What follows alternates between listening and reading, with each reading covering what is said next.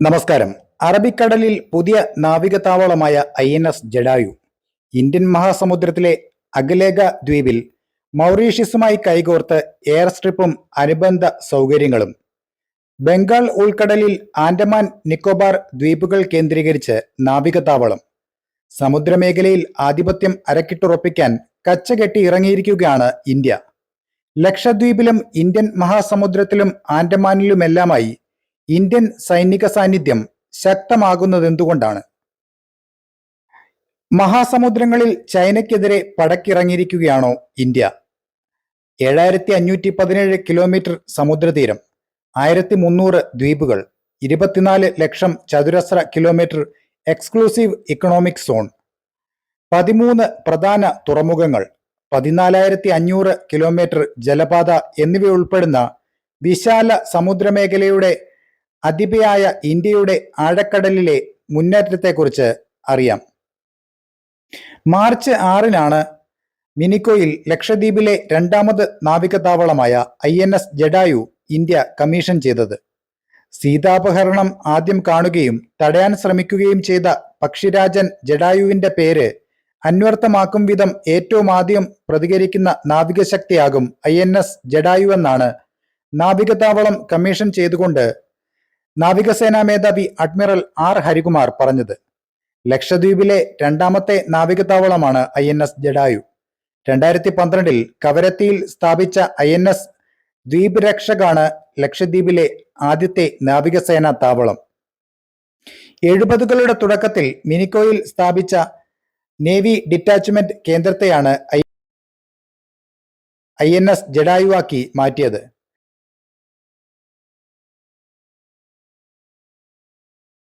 Detachment മിനിക്കോയിൽ ഭരണ medical സൗകര്യങ്ങൾ മാത്രമാണ് ഉണ്ടായിരുന്നതെങ്കിൽ റഡാർ സ്റ്റേഷൻ, കമ്മ്യൂണിക്കേഷൻ സെന്റർ, ബാരക്കുകൾ,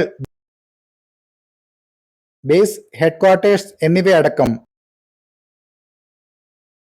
സമ്പൂർണ്ണ സൗകര്യങ്ങളുള്ള നാവികതാവളമാക്കിയാണ് INS ജഡായുവിനെ വികസിപ്പിക്കുന്നത്.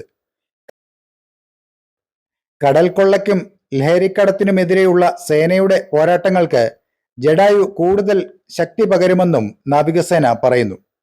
മാർച്ച് 6-ന് തന്നെ കൊച്ചിയിലെ INS ഗരുഡിൽ നാവികസേന കമ്മീഷൻ ചെയ്ത മുങ്ങിക്കപ്പൽ വേദ ഹെലികോപ്റ്ററായ MH-60 റോമിയോ, P-8I സമുദ്ര നിരീക്ഷണ വിമാനങ്ങൾ, MiG-29 യുദ്ധവിമാനങ്ങൾ എന്നിവ ഇന്ത്യൻ സമുദ്രമേഖലയെ കാത്ത് ജഡായുവിൽ സജ്ജമായിട്ടുണ്ടായിരുന്നു. US-ൽ നിന്ന് വാങ്ങാൻ ഇന്ത്യ ഓർഡർ നൽകിയ 24 MH-60 റോമിയോ മൾട്ടിറോൾ ഹെലികോപ്റ്ററുകളിൽ 6 ഇപ്പോൾ INS വിക്രാന്തിലാണ്. ഈ കോപ്റ്ററുകളുടെ രണ്ടാമത്തെ പ്രവർത്തന കേന്ദ്രമാകും ജഡായു. ജഡായുവിന് പുറമെ മിനിക്കോയിൽ സൈനിക സിവിലിയൻ ആവശ്യങ്ങൾക്ക് ഉപയോഗിക്കാവുന്ന വിമാനത്താവളത്തിന്റെ നിർമ്മാണം അവസാന ഘട്ടത്തിലാണ്. കവരത്തിയിൽ 24 മണിക്കൂറും പ്രവർത്തന സജ്ജമായ ഹെലികോപ്റ്റർ ഹാങ്ങർ നിർമ്മിക്കാനും കേന്ദ്ര സർക്കാർ അനുമതി നൽകി കഴിഞ്ഞു.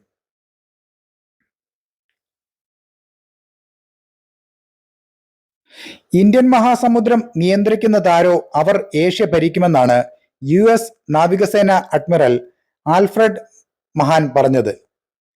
ഇന്ത്യൻ മഹാസമുദ്രം കീഴടക്കി ഏഷ്യയെ ഭരിക്കുന്ന ശക്തിയാകാൻ ഇന്ത്യയും ചൈനയും തമ്മിലുള്ള പോര് തുടങ്ങിയിട്ട് വർഷങ്ങളായി.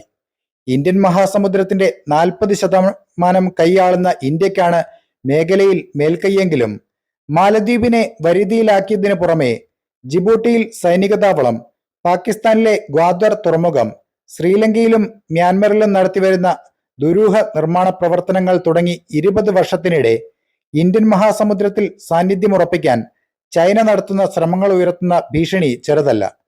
ചൈനയെ പ്രതിരോധിക്കാനും ഇന്ത്യൻ മഹാസമുദ്ര മേഖലയിൽ മേൽക്കൈ നിലനിർത്താനുമുള്ള ഇന്ത്യയുടെ ഏറ്റവും പുതിയ നീക്കമാണ് മൗറീഷ്യസിലെ അഗലേഗ ദ്വീപിൽ ഇന്ത്യ നിർമ്മിച്ചു നൽകിയ എയർ സ്ട്രിപ്പും ജെട്ടിയും.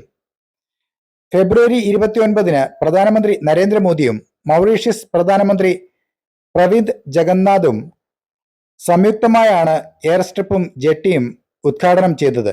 മൗറീഷ്യസ് തലസ്ഥാനമായ പോർട്ട് ലൂയിസിൽ നിന്ന് 1100 കിലോമീറ്റർ വടക്കുള്ള അഗലേഗയിൽ ഇന്ത്യയുടെ സമുദ്ര നിരീക്ഷണ വിമാനമായ P-8I പ്രവർത്തിക്കാൻ കഴിയും വിധമാണ് 3 കിലോമീറ്ററുള്ള എയർ സ്ട്രിപ്പിന്റെ നിർമ്മാണം.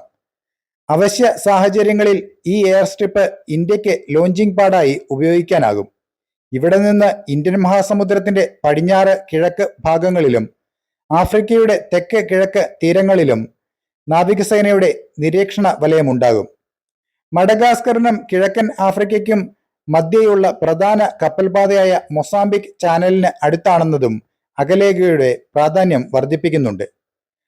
ആഗോള ടാങ്കർ ചരക്കുനീക്കത്തിന്റെ 30% കടന്നുപോകുന്നത് മൊസാംബിക് ചാനലിലൂടെയാണ്. ഹൂതി ആക്രമണങ്ങളുടെ പശ്ചാത്തലത്തിൽ ചെങ്കടലിലൂടെയുള്ള ചരക്കുനീക്കത്തിന്റെ ഭൂരിഭാഗവും അകലേഖയ്ക്ക് സമീപമുള്ള പ്രതീക്ഷ മുനമ്പിലേക്ക് തിരിച്ചുവിടുന്നതിനാൽ എയർ സ്ട്രിപ്പ് പ്രവർത്തനം തുടങ്ങാൻ ഇന്ത്യ തിരഞ്ഞെടുത്ത സമയവും നിർണായകമാണ്. ഏതായാലും ഇന്ത്യ ശക്തമായ നീക്കമാണ് കടലിൽ നടത്തുന്നത്. അപ്പോൾ മറ്റൊരു വാർത്തയുമായി വീണ്ടും കാണാം. നന്ദി.